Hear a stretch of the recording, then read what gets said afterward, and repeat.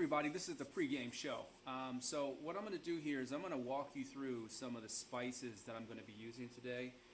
Not everyone is going to use all of these spices. Not everyone's going to purchase all of them. But I wanted to make sure that I covered some of them just to make sure that you guys know what they are. And I'm going to just kind of go down the line here. So the first spice that I'm going to refer to is berber. Berber is a Ethiopian spice. It's not necessary that you have this spice, but it's something that is going to add a really nice heat, backdrop heat to your dish, to the bean dish in particular. I really like cooking with Berber spice just across the board. It's a great substitute for those of you that like cayenne, or if you like those of you that like chili flakes. It adds a very unique spice flavor just because of the type of peppers that they use in there. The next spice that I have here is a curry. Now the curry that I'm using today is a Jamaican curry. The Jamaican curry is it's very similar to the Indian curry. There's different levels of curry. You have your Caribbean curries, you have your Jamaican curries. I'm sorry, you have your Indian curries, you have your Caribbean curries, but you also have different curries from like Asian curries too. And they're all very different. You have curry paste, you have curry powder. This particular one is a Jamaican curry, and I like this one because it has a really nice amount of spice in there. In the Jamaican curry, they use a little bit of allspice. They also use a little backdrop of pepper in there to give you a little bit of spiciness, but not hot, just enough to know it's there. So it really gives you a really nice balance of flavors. You also have African curries, which if you ever get a chance to, I strongly recommend checking them out. They're really nice. So the next thing I'm moving on to is the turmeric. Turmeric has a ton of health things in it, and the flavor in turmeric, it adds a level of adds dimension to a dish. Whereas where the Berber is going to give you a really nice spice, the curry is going to almost like perfume your mouth. This is going to enhance the other spices. You can do turmeric by itself and it's great, but turmeric with other spices, you can find turmeric in the curry. In most curries you can actually find turmeric. And it also gives you a really nice backdrop of color to the dish also. Moving on, we're going to move on to the cumin. Cumin is also very nice in this dish. The cumin and the coriander are like the perfect marriage. They're almost like ginger and garlic in Asian cooking or African cooking. It gives you a really nice balance of flavor. You can do one or the other.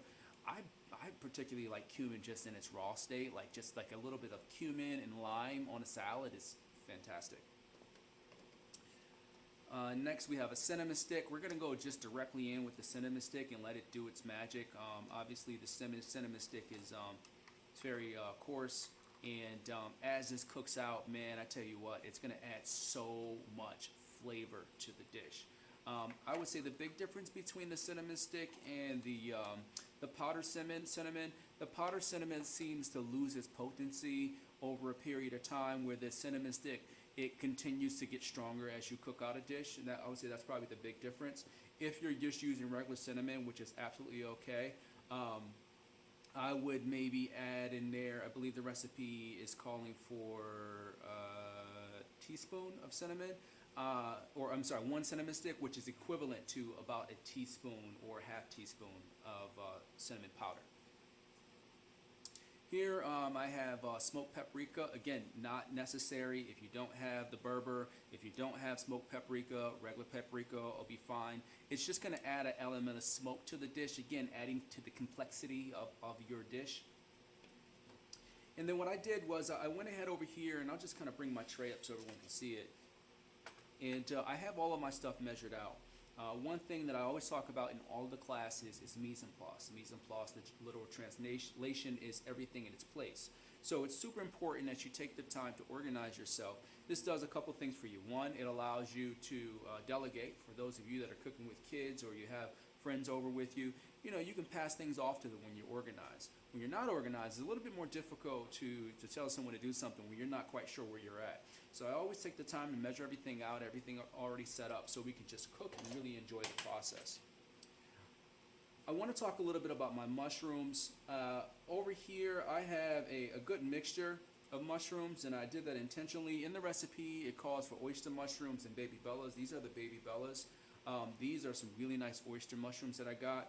But these are shiitake mushrooms, which are really, really awesome.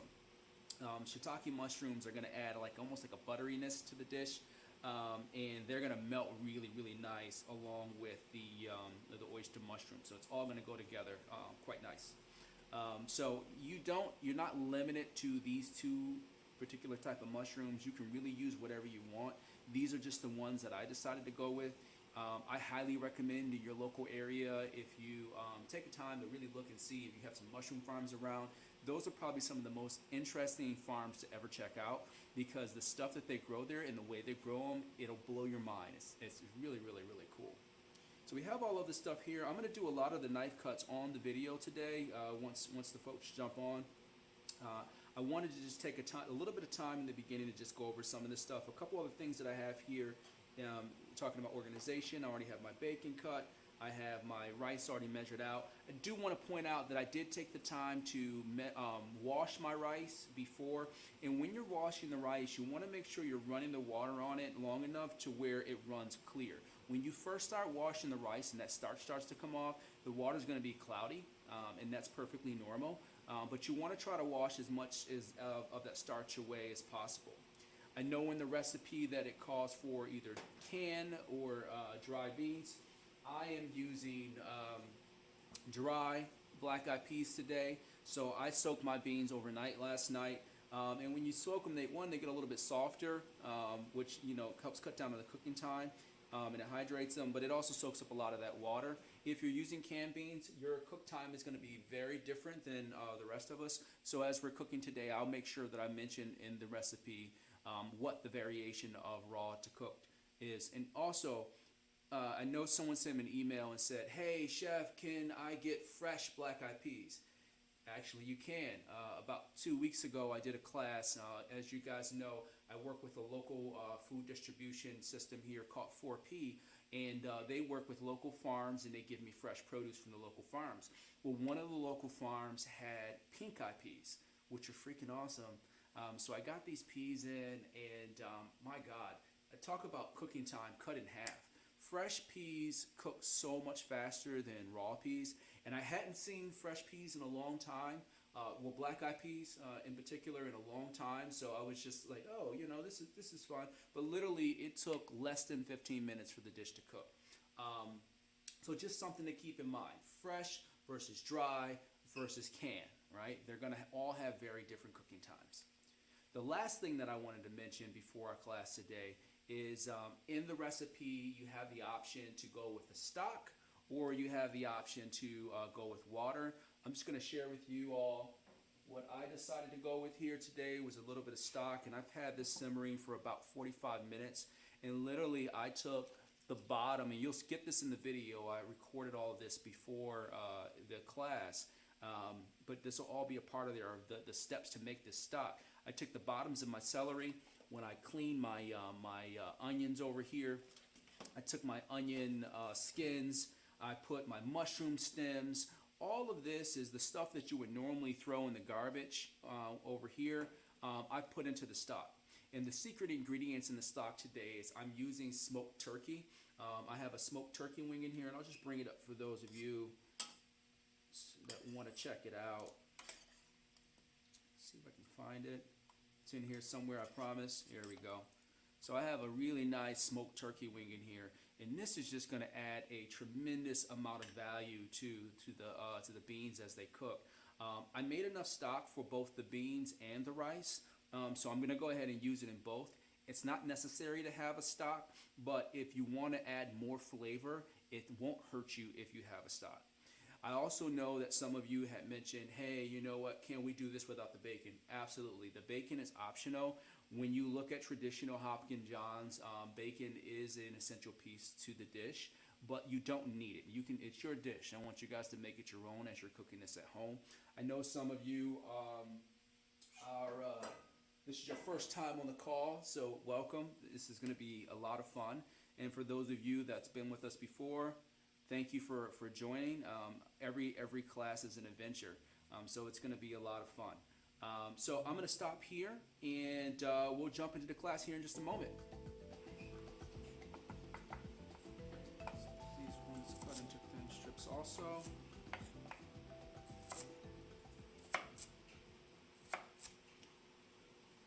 Alright. Just 1/4 inch strips just like this. And then I line them up like so, and then we're just going to do a really nice consistent small dice.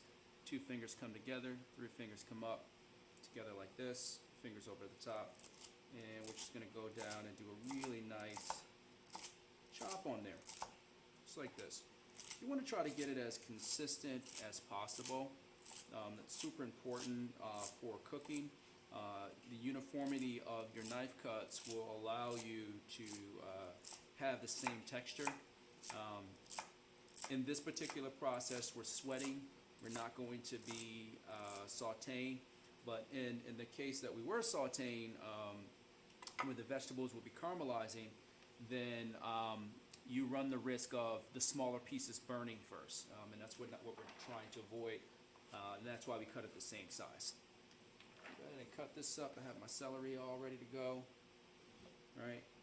So today we're going to be working on the beans first because the beans are going to take the most amount of time. So I have my celery cut. I'm going straight into my onion. Really nice cut on that. Turning one down, just like that. And I'll zoom in a little bit so you guys can get a close up on it. All right, just like that.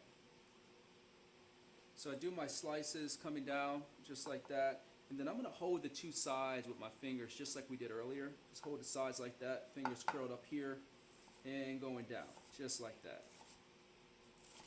Just like that on the onion, right? Now, in this case, because there are onions in both the rice and the beans, I'm going to go ahead and cut them separately. So I have this one cut here, and remember earlier, well, for those of you that are just joining, the stock that I have on the stove, I'm using all of my scraps. So I'm just going to go ahead and add this to the stock that I have simmering in the back. The beautiful thing about when you're making a dish that requires liquid, if you get a stock going on the stove, it's a great way to use your leftover pieces, so you're not wasting anything. And again, it adds tons of flavor, right? Doing that again, the 2 cuts, holding the sides, going down, just like that. Turning up one more time, and awesome. Going in the pot, and at this point, I'm just going to do a little rough chop, trying to keep them as separate as possible, because again, we're going in 2 different places with these onions here. I'm just going to hold a little bit up here so you guys can see what I'm talking about. You want to try to get them as close as possible. It doesn't have to be perfect, right? You're not going out to be America's Next Top Chef, but you want to try to get them as close as you can. So I'm going to take this section over here. This is going with my beans. And then I have another container over here for my rice. So I'm going to put this all over here. Great. Clean up as I'm going along, which is great. Next, I'm going to go ahead and get this pepper ready. And the recipe calls for 1 whole pepper. Now, if you have a green pepper, I know someone called and was like, Chef, I have a green pepper. Should I use that? It's absolutely okay. But one thing that I want to point out, you can add this to the stock, but I'm not, because you see those little seeds? They're going to get everywhere. So I'm just going to put it over to the side. The pepper's texture is really soft. It's not going to do anything if you add it to the stock. But the pepper also has a tendency of being sweet, especially the red or the yellow pepper. And I'm not trying to have a sweet stock, so I'm being conscious of the flavors that I'm incorporating in there, because that can affect the dish that you're cooking. So you just want to be conscious of that. So once I have everything cut just like this, going down, some really nice, again, knife cuts on here. This is called a julienne, thin strips. It's about a 1/4 inch thick. Keep going down. I'm going to go ahead and do all of it. Get it all cut about the same size. Just like this. Turning it. And doing that dance one more time, coming straight down. just like this.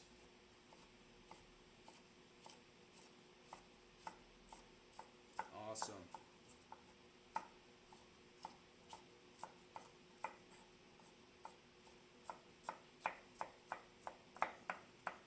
All right, so when we have this all cut up, which is fantastic, moving along, adding it into my container.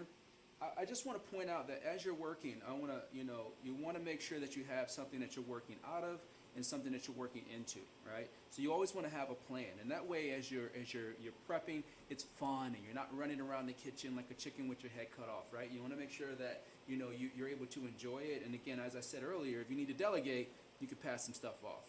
So I have everything cut over here for my for all the major vegetables. The final steps is going to be the garlic and my ginger, which I already have measured out over here. So I'm going to go ahead with my garlic. Actually have 2 pieces of garlic for 2 different things. So I'm going to do them at one time. I'm going to cut this in half, just like this, turn it down on the flat side. I take the end of my knife, make sure it's off the cutting board, and I'm just going to press down. And try to get that garlic down to one level, right? And what that's going to allow you to do is to have a much faster knife cut. Once I get that done, I'm keeping this separate because it's for 2 separate things. So I'm going to do this one first. Same process, I'm going to do the julienne.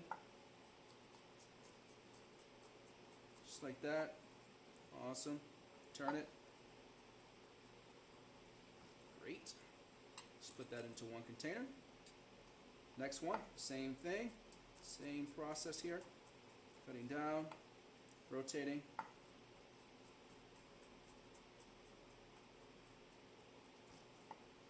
Awesome.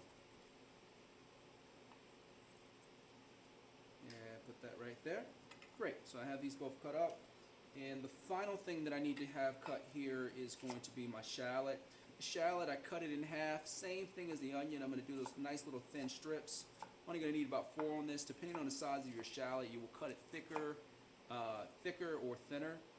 But this is pretty small, so I don't need to go too thick. And just one line halfway down the middle.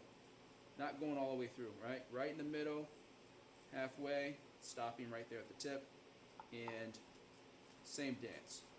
Really nice, thin slice on there. We're doing a mince. There's a knife cut that we're going for on this. Awesome. Now that I have this all cut, I'm going to put this behind me in my stock, and I'm going to go ahead and start heating my pan up. I have my pan over here. Great. I have a little container here already staged for my shallots. And we're just going to transition. Oh, actually, I forgot something. Forgot the ginger. That's actually very important. So I'm going to just take the ginger. So I already peeled my ginger, and I'm going to show you guys a little trick to slice it. So what I do is I cut one side down, and that's going to give me a flat side. So notice that it's standing up.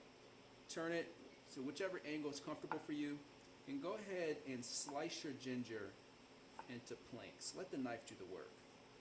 Doing that slow so you guys can see it. Just little thin planks like that. And once you get it cut into those thin planks, go ahead and stack it, even it out. And we're going to do that beautiful julienne cut again. Same way we did on the peppers. Once you got it all sliced, let's turn it. Do that same knife cut one more time, going across, just like we did the peppers. And that's going to allow you to have a uniform mince on your ginger. Great. All right, so I have this all ready to go. Going into my container. Back onto my tray over here. There's one, actually there's 2 last things that I actually left out that I want to make sure that we get in there. I'm going to go ahead and cut my tomato. Cut the top off. And do some nice thin slices on here. The tomato is going to give our beans some body. As the tomato cooks out, it's actually a thickener, so it's going to give us a really, really nice texture. And then the jalapeno, which is not necessary. We have the Berber for spice, but if you don't have the Berber, the jalapeno will also give you a nice little bit of heat. This is going to give you some nice spice on there too. So I'm going to be really quick here. Slice down, going across. I'm stopping right there in the center. I'm going to cut over it. And now that I have that, I'm just going to pick these 2 pieces and pull them out. right? And now I'm not using the core. All right, a couple more slices on that. These two the same way, turning them. There is a trend with the technique that I'm using here. Just like that, a couple more slices. Boop, boop. And I want to point out, notice how my knife slipped on me a little bit, and my knife's pretty sharp. I sharpened it before class. That's going to happen when you're pressing down on it. You want to allow the blade to do the work. You want the blade to just slice right through it, right? You pull back and slice, right? You're not just pushing down, because when you're pushing down, you're mashing it. You don't want to smash it. You want to allow the knife, the sharp knife, to give you really nice, clean cuts. So I'm going to go ahead and put this in here. I'm going to turn the stove down. I can smell the pan. It's extremely hot, so I'm going to go ahead and turn that off really quick so I can finish up on my jalapenos. Now, for those of you that are conscious of the heat on the dish and you're like, hey, I don't want it to be too spicy, chef, what I would recommend is taking the seeds out of the jalapenos. The seeds is what gives the jalapeno its power. You kind of take the power away when you take the seeds out. And if you're super sensitive to spice, just go without it. You don't need it. It's a want, definitely not a need. All right, so I have everything ready here. I'm gonna clean off my station before we transition. Great. Let's go over to the stove. All right, so we're over here at the stove right now. I have two pans over here. I have one pan that's for my rice. One pan's for my rice, one pan's for my beans. But before I do anything, the first thing that I need to do is strain off my beans. So as I mentioned earlier, I have my beans soaking overnight. I put them in at about 5 o'clock yesterday, and here we are almost 24 hours later, so actually over 24 hours, and they've been soaking. Notice that there's still water in the bowl. I actually had this bowl filled to the top with water, and I just let it sit out overnight, and look how much water that the beans absorb. So if you come back and all your water's gone, don't be surprised. The beans are very dry, and they will soak it up. So I'm going to go ahead and strain off. Here, I strained off the liquid, and we're ready to go.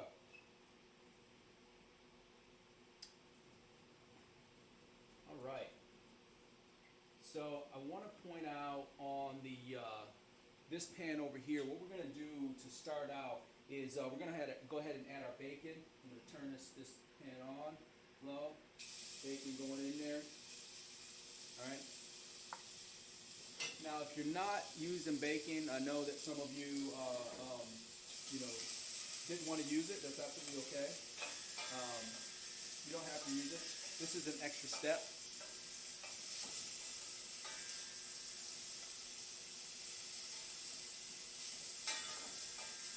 Looks like that. Awesome.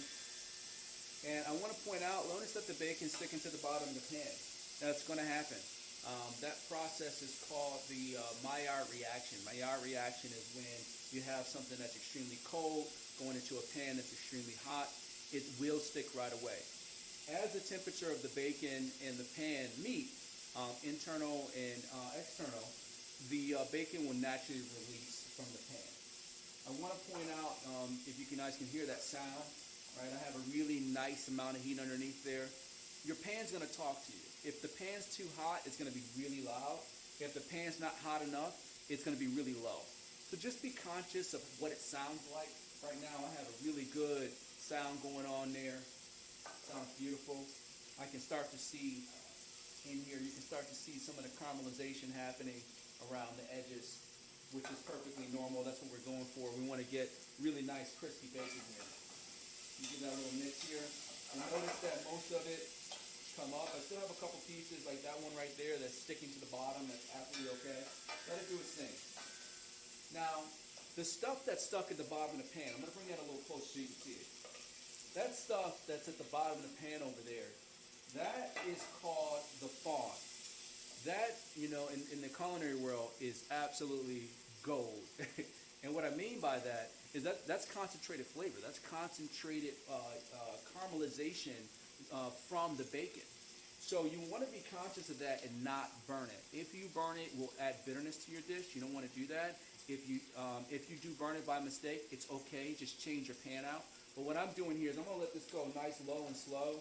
and try not to burn my fawn because I want to use that as foundational flavor as I cook my beans.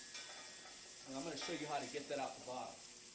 I'm letting that go, starting to get some really nice rendering going on with that bacon. Looks awesome. And just want to point out my heat on the stove. I had my heat on a medium. Right now I'm cooking, for those of you that have an electric stove at home, I'm probably on about a 5 right here. Probably like more like a medium high for those of you that have low, medium, high. And a little mix again, turning that a little bit. Oh yeah. So I want to point out, notice that they're starting to sizzle white. And what that's indicating to me is that the caramelization process is starting to happen on the bacon itself. And it's going to start to brown really fast. So you want to just be conscious of what's happening in your pan, right? And this is another important reason why you want to have everything done over here, because once this process starts happening, as you can see, it happens really fast. So you just want to be conscious of that. This is coming along beautifully here. Really, really happy with it. Now, what I'm going to do here, once I'm happy with the caramelization on the bacon, is I'm going to actually take some out and I'm going to put it in a container on the side, because we're going to garnish with it a little bit later. You don't have to take all of it out. I would recommend taking some of it though, because it's going to add a really nice texture to this dish. Oh yeah, that looks, it smells, my kitchen smells so good right now.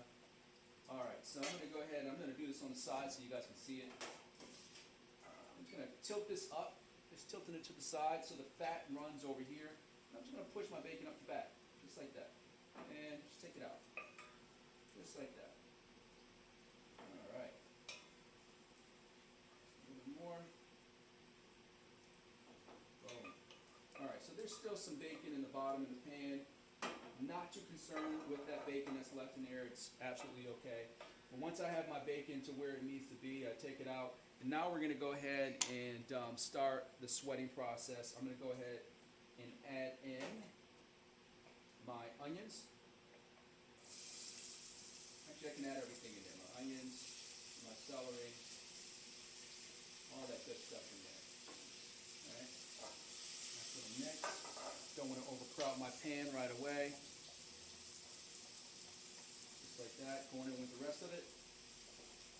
Awesome. Now, something important is about to happen in this pan. The peppers, the onions, and the celery all contain a very high amount of water. So as they start to sweat in this pan, and just like you do when you sweat, you release water, they're going to release their water. And what I'm going to do is use that water from the vegetables to scrape the bottom of my pan. So we're going to steam all of that fond up. So let's take a look. So there's that fond down there that we talked about. I'll bring that up so you guys can see it. You got that fond down there, right there. And I'm just going to use that steam and just scrape up all that beautiful fond and incorporate it in with my vegetables. So much flavor in here right now. And that's what we call layered flavor, right? So we have the concentrated flavor of the bacon fat, and now we're incorporating that concentrated flavor in with our vegetables as they sweat out. I'm going to bring that up so you guys can see it. And let's take a look at the bottom of that pan. Clean, nothing left. Scraped everything out, right? All that brown stuff that was over here, all gone, right? Beautiful. All right, we're going to keep that process going. I'm going to turn this up a little bit. Because I can tell that the temperature has dropped significantly. I want that to cook out nicely. Just going to let it do its thing. Let it go. I put my pan on, my bean pan on first because the beans are going to take the longest. And I'm going to follow this with the rice. And I'm doing that intentionally because this is going to take about 35 minutes to cook. The rice is going to take about 20 minutes to cook. So I want to time it so they come out at about the same time. It's going to take me about 10 minutes to get the rice going, so it'll give me about the same pull time. So I have that going over there. It smells amazing. I'm going to go ahead and start adding in some of those important spices over here. So I'm going to start out with some of the paprika, smoked paprika and Berber, which I have here. That's going in first. Next, I'm going to go in with my cumin. Great. Following that with the coriander. I'm also going to add in there my jalapenos and my a little bit of my ginger and my garlic. All right. Garlic, beautiful, and there we go. Ginger and garlic. Let's give that a nice little mix. Oh wow. Oh wow. So I mentioned in the email, I know some of you guys emailed me back, you're like super pumped about it. So I mentioned in the email that I did this dish for a conference that I was a part of. So the topic was, it was me and Chef Namapulamale. She's a chef from Nigeria who is doing amazing work over there. She just wrote a book, and she traced all of the vegetables and produce that was grown in their land that's indigenous there. And one thing I didn't know is in Nigeria, they've been occupied so many times over the years, and so many different cultures have been introduced their produce into the land that the locals really don't know what is indigenous to the land there. So she traced back some of the vegetables that were grown and indigenous to her land, and she created a recipe book based off of that stuff. So if you guys have a chance, I would highly recommend checking it out. I will send the name of the book out once we get off the call. I can't think of it off the top of my head. But nevertheless, the topic that we discussed was the gastronomy of African cuisine. So she talked about indigenous cuisine to her community, and the topic that I chose to talk about was beans and rice. And we did I did a study where we traced beans and rice back to its origin, which was Mozambique. Beans and rice, the first record of beans and rice was discovered by the Portuguese in documentation of them going there and trying this amazing beans and rice dish. And as throughout history, as different parts of Africa was conquered, you will hear stories throughout history of beans here, rice dishes over here. Paella is another dish that was founded in the Horn of Africa, which is Eritrea and Ethiopia area over there. So there's just so many different dishes that came from there. So to kind of follow the trajectory of beans and rice, when slavery happened, what you found was the slaves brought a lot of their food with them, to grow it in other areas. The Europeans, when they would go to places like the Caribbean, or when you look at South Carolina, low country where it's swampland, they had no clue how to farm that land. They were lost. But the slaves knew how to. They were masters at agriculture, and they knew how to groom the land. All right, so we're gonna go back over here really quick. Nice little mix. Awesome. So I'm really happy with the way the vegetables have cooked out in here. I'm gonna go ahead and add my beans. Actually, sorry, I'm gonna add my tomatoes. And give that a little mix. And now I'm going to add a flour in here, a little bit of flour. Now, for those of you, no one said this in the call. I had someone say this before. They were like, hey, chef, I'm gluten-free. Don't add the flour. The flour is just going to give you body. You don't necessarily need it. I like it, but it's not a need. I'm going to go and get that little mix. And, of course, we're going to go ahead and add in some salt.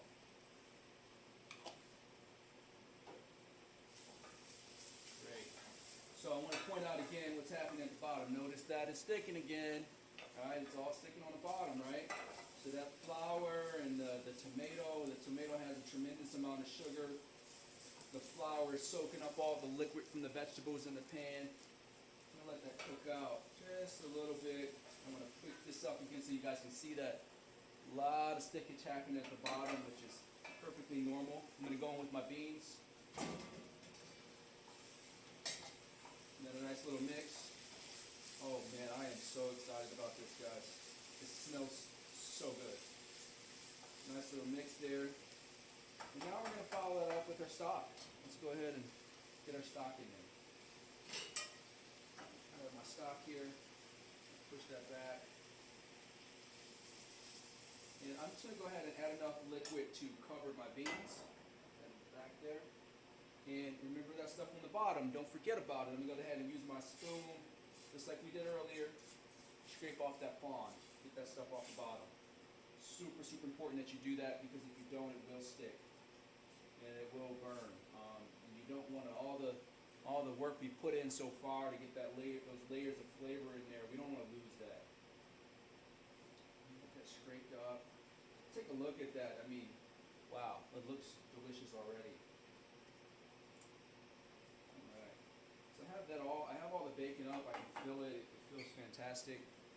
Before I move on, I'm going to do something that's super, super, super, super important, which is taste my food. Let's go ahead and try the liquid.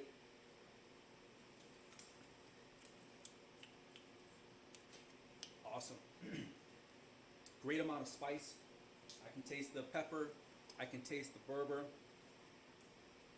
Can taste the smokiness from my stock. Needs a little bit of salt. I'm going to have to add just 2 pinches of salt. Just want to point out a chef pinch is 3 fingers. Alright, so when you hear me say a pinch, that's what I'm aiming for. And then at this stage here, I'm just going to let this do its thing. So I'm going to leave it here. Go ahead and put a lid on it. And we're going to come back to that here in a little bit. Moving on to the rice, I'm going to go ahead and turn this pan on here. Now the difference with the rice here is that with the beans, we started with the bacon. And the bacon had fat, and we used the fat from the bacon to get things going. Over here, we're actually going to start with the dry pan. Different cooking technique. So I have my dry pan going with my onions here. Right here.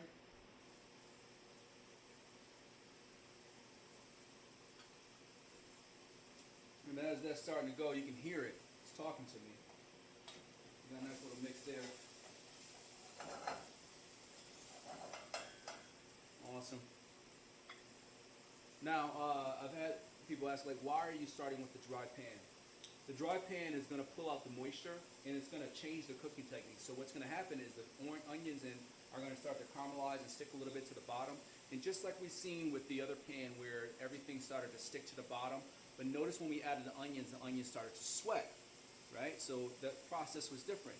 Here, we're going for a hard caramelization. So what I'm looking for is the onions to stick slightly to give me a caramelization, which will give me a deeper, sweeter flavor. So I'm going to pick that up a little bit so you guys can see it. Starting to stick a little bit. You're starting to see a little brown in the pan there. Let it continue to do its thing. And the second that I start to see, which I'm starting to see it right here, I'll pick it up so you guys can see it. Starting to see that stickage there, that golden brown over there. At this stage here, I'm going to go ahead and I'm going to add in my oil. So we're going to add in roughly about 2 or 3 tablespoons of oil. Now you can hear it talking to you, right? Oh, yeah. Awesome. Now I'm going to drop that heat down a little bit.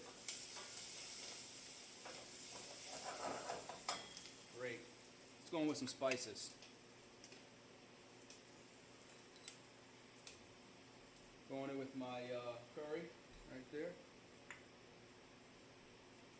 Going in with my cinnamon stick, bay leaf,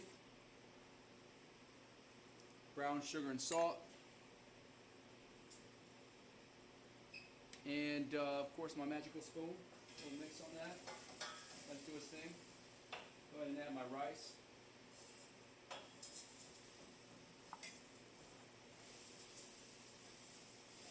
Oh my gosh, it smells so good. It's going to be beautiful. Absolutely beautiful. Letting that do its thing right there. Now, I have in here on on the recipe, it calls for 2 cups of rice. So the 2 cups of rice is equivalent to, it'll give you enough for about 4 to 6 people. I'm doing 1 cup of rice here, so I'm only going to add 2 cups of stock. So I have this going right here. Again, let me give it a little mix, see what's happening. And I can see, pick it up so you guys can see a little stickage happening there. That's what we're going for. That's the curry doing its magic. Awesome. All right. Let's go on with my stock. Picking up my pan here and adding my stock in there. Holding back some of that stuff in there. Now the ratio for the rice is for every 1 cup of rice, you're going to add 2 cups of liquid. And that's just the standard ratio. So, looking at it, they're like, hey, chef, how did you know how much liquid to add in there? I've been cooking rice for a long time. All right, so we have that going. So how do I know how much water to add in there? Essentially, if you're brave, you can take your finger and you can stick it in there, and you want the rice to come up, the liquid to come up past your finger. So you want to have about that much liquid in the pan covering your rice. So from the point that your finger touches the rice to where the liquid stops, it needs to be at least that space in your finger.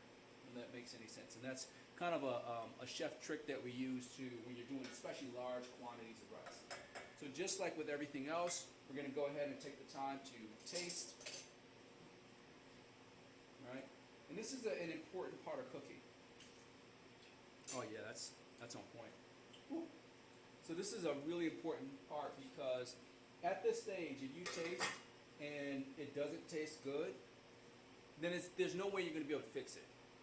If you burn something or you added too much of something, you're going to know at this stage right here.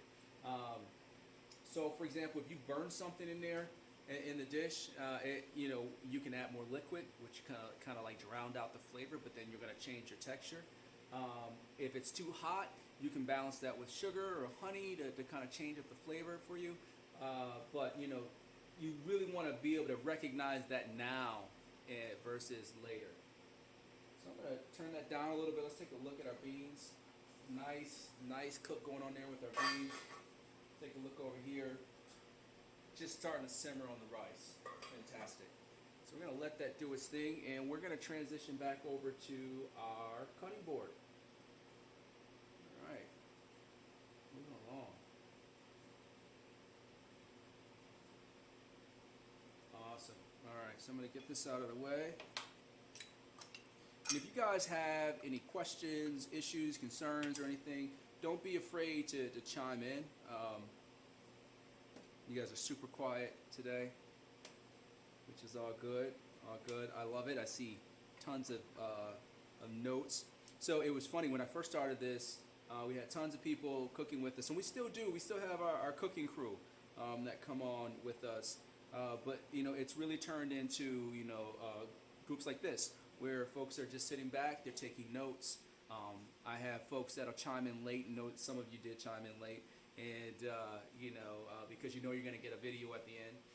And the video just gives you kind of the behind the scenes of what I'm doing to get ready for the class. I think a lot of the times if you've taken cooking classes online before, you go into it and everything's done, and you're like, oh, okay, I kind of missed the most important part, which is the prep.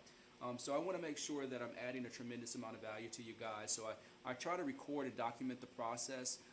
For those of you, this is your first time on. We jump on about 15 minutes early to go over some of the things. Today we went over spices. And before that, there's going to be a little quick tutorial of my setup. So you'll get that also in the video once it's done. I typically get the video out in a day or two, so just look out for that as it comes. All right, so we're going to move on to our mushrooms, which I'm super stoked about. Really, really excited about the mushrooms. So I have some mushrooms over here. You're going to use about a half cup of each mushroom. Just be aware that the mushrooms will cook down. I want to point out that there's no stems on my mushrooms. I popped them off before class and added them to my stock. So I have a really nice vegetable stock on the stove with mushroom stems, onions. I have celery bottoms in there, garlic skins, onion skins in there. A lot of really, really good things in there. So what I'm going to do with my mushrooms is I'm actually going to slice them. So I'm just gonna just do that really nice slice on them, right? Just like that.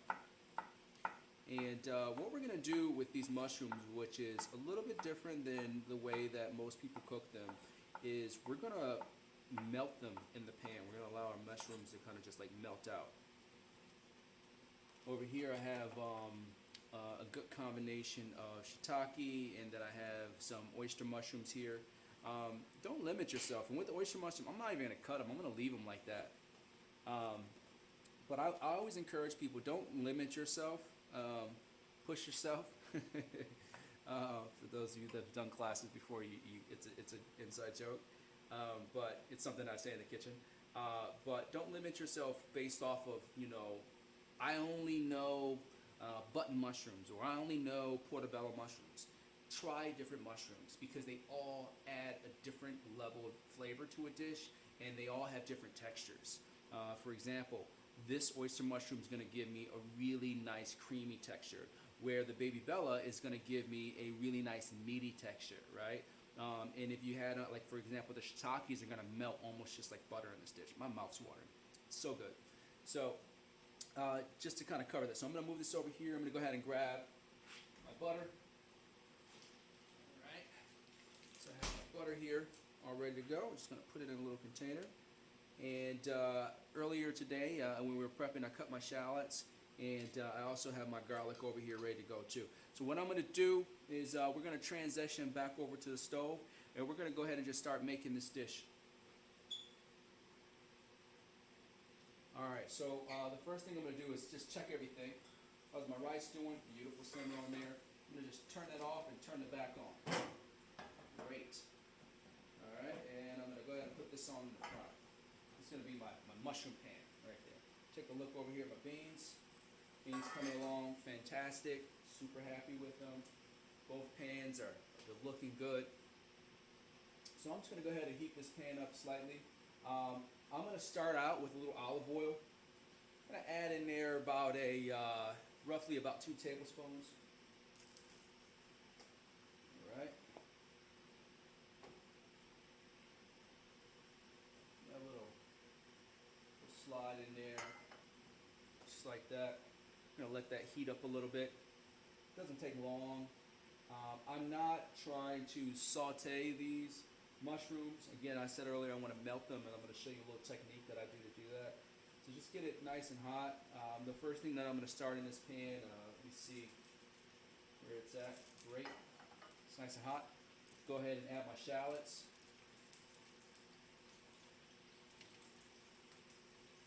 And just give that a little mix. And you can see I already got a nice, really nice light saute happening in there. It doesn't take long for your shallots to cook. It'll just take a minute or two. As that's doing its thing, drop that heat down a little bit. Don't want it to cook too fast. I'm going to get ready to add my ginger and garlic in there. Now it's super important to recognize that the shallots, the ginger, and the garlic, they all have different cooking times. So you just want to be conscious of that. If you add the garlic in at the same time that you add your shallots, the garlic will burn. So you just want to be aware. So add that in there. And now I'm just going to go ahead and add my mushrooms on one side of the pan. Just on one side. Just like that. Awesome. Give that a nice little mix. Now, something's going to happen when I add the salt. Once I add the salt in here, I want to point out something really quick. Notice how dry that pan is right now. As soon as I add those mushrooms, they soaked up all of the liquid in the pan. Mushrooms are fungus, they're dry. They really don't have much moisture. Well, what's going to happen is when I go to add in a little bit of salt, which I'm going to do right now, the salt is going to help the mushrooms release all of that beautiful juice. A little bit of salt. Alright.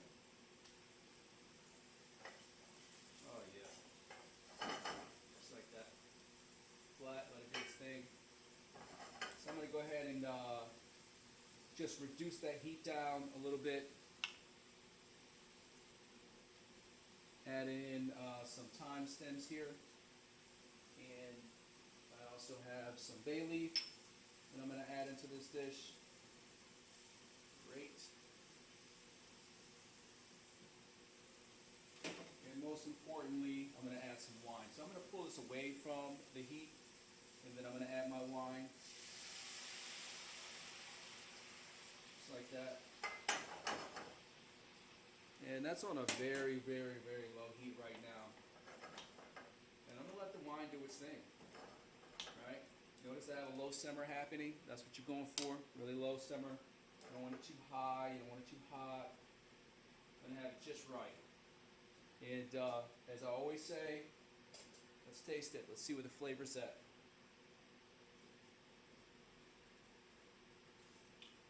Oh my gosh, yeah. Woo! Yes. Call that a yes chef. That's good. It tastes really, really, really good. So with this, you don't want to rush it, right? There's no lid on there.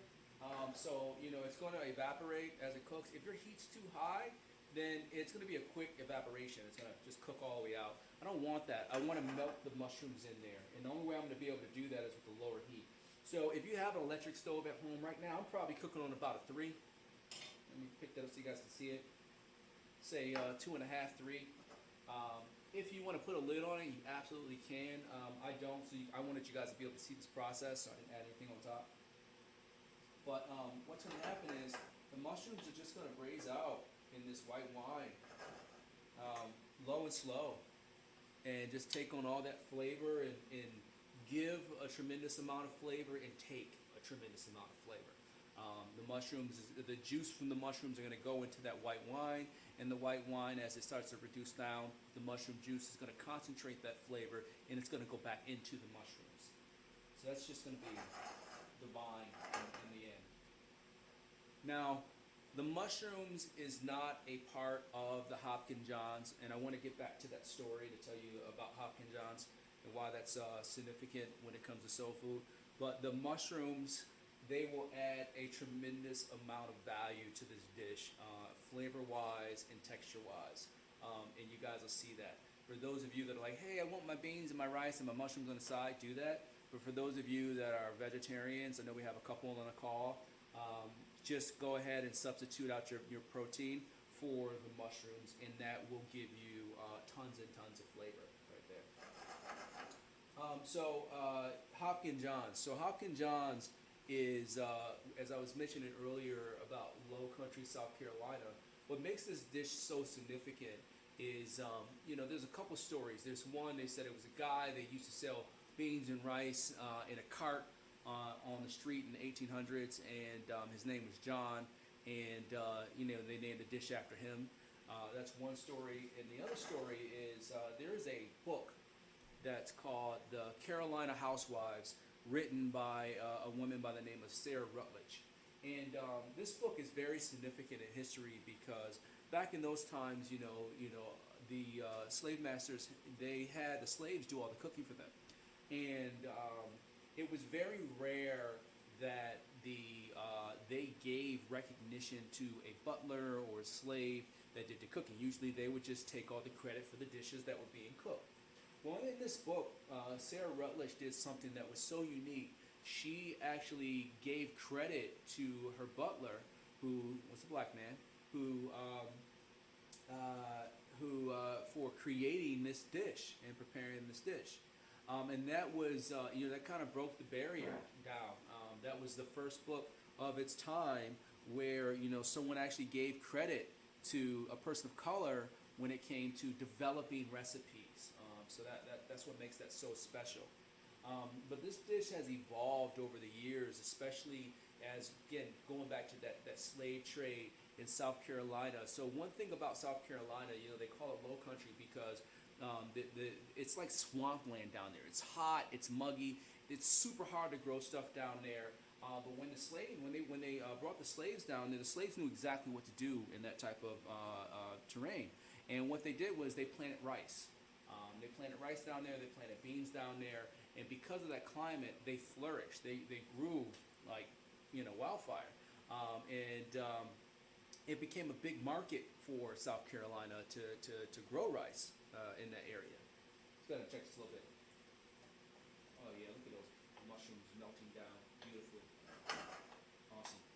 So over the years, the dish evolved, based off of what they had in the area. Traditionally, Hoppin John's is done with your bacon. You have your rice, your beans. Some people put corn in there. Some people use different types of beans. But bacon and onions and peppers are the staple in the Hoppin John's recipe, traditional recipe. Obviously, as time evolves, dishes evolve, and you have different chefs that put their spin on it, and you find different variations. Today, we're doing a different variation. Notice that I'm using spices that aren't traditionally in there. Traditionally, it's just salt and pepper. But this is just the foundational recipe when it comes to Southern cuisine that was eaten by the slaves, and again, the rice and the beans, something that reminded them of home. So at this stage here, what I'm going to do is I'm happy with the reduction on the mushrooms. I'm going to go in there and go ahead in there and add my heavy cream, which is going to be a really nice thickener. I'm going to add about a 1/4 cup of heavy cream. So let's go ahead and add that in there. And now, for those of you that don't want to add cream, no one said they had a dairy allergy, but if you do, again, you don't have to add it. It's just going to give us some body and some texture. So I added that on top of my wine there. And I'm just going to give that a little mix. And I'm going to go ahead and turn the heat up a little bit at this stage because I've accomplished my goal of melting everything down the way I want it to. So I'm going to give that a little bit more heat because I want to get a nice little reduction on there. And while that's happening, I'm going to check on my rice. Rice looking good in the back. Drop that rice down a little bit, just a tad. Check on my beans. Beans cooking down beautifully. Super happy with that also. And my mushrooms are starting to cook out, which is awesomeness. Awesomeness. Now, if you notice in the recipe, it says at the very last step, I put in there add lemon juice and herbs. Notice that I didn't have that in the recipe. That was intentional. You don't have it once you guys have to go out and buy extra stuff. But if you have some parsley or if you have some extra like chives or thyme or something at your house, you want to chop it up and add it to it, you can. It's not necessary. It's just an extra step. All right, so as you can see, the cream is starting to thicken up nicely. I'm going to drop that down a little bit. And I'm going to go ahead and add in my butter. Right there at this stage. And I just dropped that back down. So right now I'm sitting at about a 2 on the stove. For those of you that are going to put on the gas stove, let me get a little mix. There. Right? Just let the butter melt. You really don't need much heat. I can use residual heat for this at this stage. Just like that. Oh man. So good. So good. Alright. Again, super important. At this phase, we're going to taste it. Where's our flavor? Right? Like you have this internal clock. Like it looks good, so when you're like before you even taste it, your mouth starts to water. That's what's happening over here. Wow. Yeah. That's what I wanted. Go ahead and turn it off. Super excited about it. A little mix on there. Now I'm going to do something here that I want to make sure that you guys are aware. I have on the side here, I have my bay leaves. So I have one. I remember how many I added. I added 3 pieces. So I have 1 piece here. And there's another piece in there somewhere. There it is. I see it. 2 and 3. There we go. So you just want to be conscious of the bay leaves. You want to make sure you get those out. They've done their job. They've added flavor to my dish. Thank you, bay leaf. Right here, this looks great. So I noticed that it's starting to get really thick on me. What I'm going to do to adjust that is I'm going to add a little bit of wine. If you don't have any more wine, you can add some water. That's just to adjust my texture on here. Don't want it too thick, and heavy cream is a thickener, right? So it's going to thicken the dish. I don't want it too thick. I want it to have a really nice soft texture, right? Just enough to coat, but not enough to, I'm not looking for mac and cheese here. And I'm also going to do, while the rest of the dish is cooking, I'm going to go ahead and move over my mushroom stems to the, I'm sorry, my thyme stems to the side, because again, the thyme has done its job. Add a little bit more liquid in there, just a little bit, and that's awesome. It's done its job. Fantastic. Just going to move everything to one side, let it cook. Great. While that's doing its thing, I'm going to come back over here to my rice. I'm going to point that out. Take a look there, guys. Bring this up so you can see it. So that's cooking out nice. It's not all the way done yet, but it's almost there. All right, and I'm going to put the lid back on because the rice actually needs that steam to do its job properly. I'm going to let that cook out, and we'll come back over to the cutting board. I mentioned earlier that you don't need to have a bunch of herbs, but what I did was I purchased a little bit of chives. So I have some chives here, and I'm just going to do a really nice chop on the chives. It's going to give me some flavor. Chives is a form of onion, so it's much milder than obviously a white onion or a Vidalia onion, but it's great to garnish with. I typically don't cook with chives. I finish with them. So I cut that in half. Cut this in half again, and again, following that routine with the pinch on the fingers. Those of you that are working on your knife skills, heads up, I got a knife skill video that's going to be coming out soon. We have a membership program that we've been working on that's going to roll out in the next 2 weeks, so just something to look out for. Within the membership program, there's going to be a lot of training programs, everything from knife skills, where you can learn how to sharpen your knives. We talk about different knives, we talk about different cutting techniques, all the way down to different cooking techniques from sauteing, grilling, frying, so on and so forth. And just like with this class, with every class that we do, it goes very in depth. So just something to look out for coming up soon. All right, so I have my garnish here cut. Just slide that over a little bit. Just leave it on my cutting board. And let's go back over to the stove for a second. Let's take a look at our beans. See where our beans are at. Let's see. All right, so let's take a look at that. Cooking out nicely. A little mix there. A lot of texture happening. Yeah, drop that heat down a little bit. So I'm noticing that within my beans that my liquid has cooked out a lot. All right, my liquid has cooked out a lot on here, and I'm relying on steam to cook what's on top. So what I'm going to do is, after I taste this, I have a little bit of stock left in here. I'm going to go ahead and add the remaining amount of stock to the beans. And the beans, oh my God, they're really good. They're about, I don't need much. They're probably about 95% there, so just got about 5%. Yeah. Little mix. And as I mentioned, the flour and the tomato is going to give us a really nice texture. Oh gosh, beautiful texture. There. And now because I added liquid, now I mentioned that the stock has a ton of flavor, but there's no salt in my stock, so I want to make sure that I didn't lose any flavor. So I'm going to go ahead and taste it again.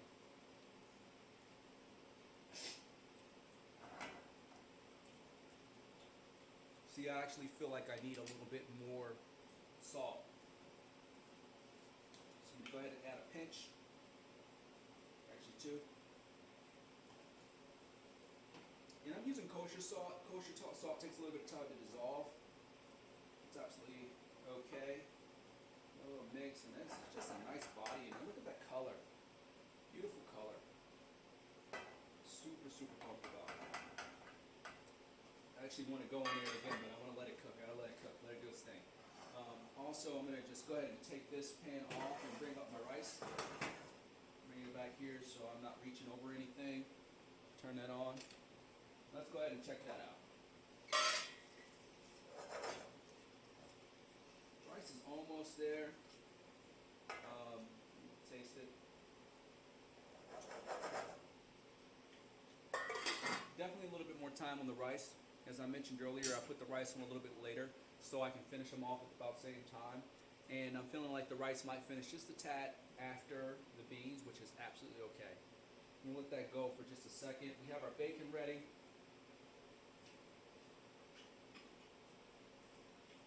Go ahead and get my plate set up over here on my cutting board.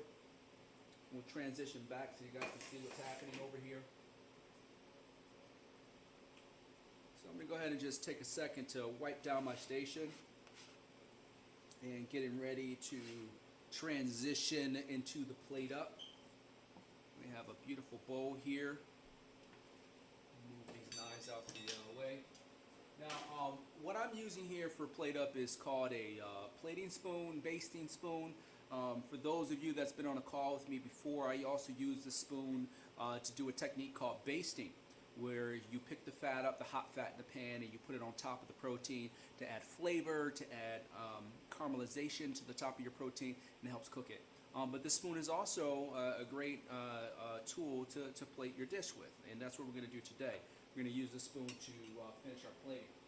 I'm just going to go over here, add just a little bit of stock left. I'm going to add just a little bit to this rice. Just want to get rid of it. There we go. So I have that done. So I want to bring this over so you guys can see it. All right, everything did its job. Everything did its job in here. But there's something in here that I want to point out to you. So take a look here. So this is that turkey that I was telling you about, that turkey wing. If you want, you can literally just, let me set this spoon down. You can literally just break this off and pull it just like that. See what I'm doing there?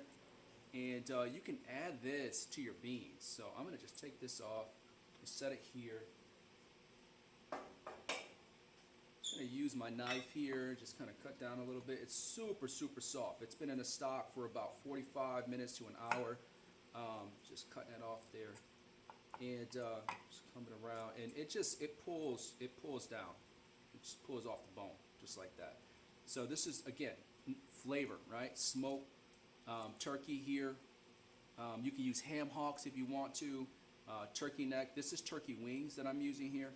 But it's just going to add a tremendous amount of flavor. I'm going to turn this to the side, cut it in half, just like that. So I feel there's a little bone in there. I'm going to just cut that out. And just do a nice little julienne. Just like that. Oh, still feel a little bone in there. Take that out. You don't want a bone. Mess up our dish. And I'm just going to go ahead and pick that up and add that directly into my beans. Oh man, that's gold, guys. That is, whoo, excited. All right. So I think my beans are there. Let's go ahead and bring them over here. Take a look. Turn that down. I want to mess my cutting board up because I have a hot pan. I'm going to put a towel down first. Bringing my beans over. Let's take a look at it. Let's zoom in a little bit closer so we can see it together. All right. Oh boy, look at that. Woo. See what it looks like. Oh my gosh, you guys see that? Woo. That is gorgeous. Look at that, look at that, look at that liquid. I'm gonna pull that liquid out so you guys can get a closer look. Look at that liquid, all right? And I wanna point out, look at my spoon, right? It still moves, it's not too thick, right? Just enough to coat the beans, right? Now I also want to point out something else. Notice that my beans are still intact. They're not falling apart on me, right? I'm not overcooking them. And I think a misconception is that you got to cook the hell out of the beans, where a lot of people do that and they fall apart on you, and it just takes away from the dish. It takes away from the texture. I want to be able to enjoy the beans. So what I do is I add that flour in there because the flour is going to help that liquid stick to the beans. And it's going to give me more flavor. And it's just going to sit on my palate, and the more I eat, the better it's going to be. And the smell on this is absolutely phenomenal. I'm going to transition back to the stove really quick so we can take a look at that rice. I believe the rice should be there. Bring this up a little bit. All right. Rice is taking a little bit longer than I expected.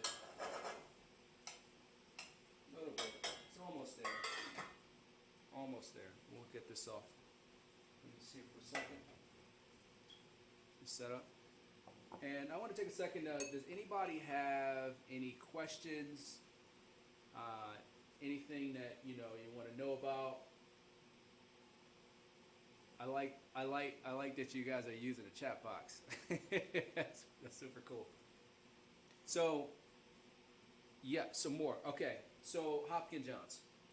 So how did I come up? So secret. I'm a history nerd on the low. I love to read about history when it comes to food. I was fortunate enough earlier in my career. I had a chef that he was before he became a certified master chef, he was a professor of culinary history. So coming up the ranks as we were training, we would learn about different sauces, and he would tell us the story, the battle that was fought, and the general that came back and that won that battle, and the chef named the sauce after him. And a lot of the dishes came from either battles that were won or people of importance in that period of time that influenced the sauces. Greek mythology had played a big part in some of the dishes that were created. So you got to think, back then, they relied heavily on story. So these dishes were a vessel to kind of carry on the story for generations and generations. And as the kings and the queens would sit down at the table, these dishes told a story, and it would be a part of the discussion. So I always found that fascinating in my journey of traveling and working in different places. When I would learn about new dishes, I would always get excited. And to this day, I still get that way. I get excited, and I do my homework. I do my research, and I want to learn about different dishes. When it comes to this particular dish, Hoppin Johns, I'm Ethiopian. That's my heritage. So I grew up, not necessarily engulfed in the culture, but around it. And as I got older, I wanted to know more about my heritage. And, with anything, like anything that you do, as I started to dive in and learn more about Ethiopian culture, I started to learn, pieces of the spice trade and how they affected different parts of Africa. I learned about, the Horn of Africa, as I mentioned earlier, where you have Eritrea and Ethiopia over there. Then you go down to the southern tip, where you find, shrimp dishes. You'll find heavily influenced clam dishes because they're near the water, near the ocean. And I just found that extremely fascinating. And then you look at the, slavery. Slavery really, really impacted cuisine in a big way. When you look at, Southern cuisine, obviously slavery was a big part of their culture for many, many, many years. So, what they brought over from Africa, they looked for items that were brought here by the Indians, or that were indigenous to this land, that they can use that make dishes to remind them of dishes from home. Another good example, if you look at Ghana, the national dish of Ghana is a beans and rice dish, which I thought was very interesting in my research. So it's just you find these traces in different parts of the world, and when you start to trace the origin back, I always find it interesting to see what was the inspiration behind these different things. When you look at something like Spanish cuisine, especially like Puerto Rico, a dish like sofrito, the peppers were brought over by the Spaniards. When you look at pork dishes in the Caribbean, the pork was actually brought over by the Portuguese. When you look at the technique of curing, that was brought over by the Portuguese. So it's just interesting to see how different cultures bring different techniques to the table, and how cuisine evolves as a whole over periods of time. Okay, enough of me ranting. Let's go ahead and check this rice. I think the rice should be there. Amen. We've arrived. All right. Let's bring it together. All right. So what I'm going to do is start over here by adding my rice here, my beans, and then we'll come back to the other one. I'm going to take my rice, and I'm going to put my rice on one side of the bowl, right here, just like that. Beautiful. Super, super excited about this, guys. Just like that. And I'll zoom in so you guys can see it. Next, I'm going to go with my beans. Right next to it. On this side. Just like that. And the piece that I love the most, not the most, but it has a lot of great flavor, is my mushrooms. Mushrooms on there. So what I'm going to do is I'm going to add my mushrooms right here in the middle. Just going down the middle here, just like this. And the mushroom acts as a protein, right? A little bit of those chives on there, like we talked about, and then reintroducing some bacon back to this dish, just like that. Just like that. And there we have it. Our beans and our rice. Alright? And you can eat it however you want. You can mix it all together, you can eat it separately, but just an amazing dish. We have beautiful curry rice, really nice white wine, braised down mushroom with some ginger and garlic in there to marry with the other spices. And then we have our Berber spice beans with our peppers and our bacon, which is just going to be absolutely delicious. And the stock, as I mentioned earlier, I used that smoked turkey on there. That stock is just going to perfume and add so much value to this dish as it continues to cook. So I hope that you guys got a lot of value out of this class, and of course you learned something. We are going to be doing a lot of different indigenous dishes to different parts of the Americas and India this month. So for those of you that love this type of cuisine and want to learn more about spices, I highly encourage you to jump on some other calls with us, and let's do this again. When you make your dish at home, make sure you send me a copy of it. I love to see your creation. I love to see the plate ups. I love to see what you've done a little bit differently, or if you followed the recipe to a T. Either share with me via email or share with us on social media. And if you don't follow us, please start following us, Culinary Concepts AB, on all platforms. So I don't want to keep you guys. Thank you so much for taking the time to join in today. I had so much fun cooking with you. I hope you have fun, and I look forward to cooking with you again soon. Thank you. See you again soon.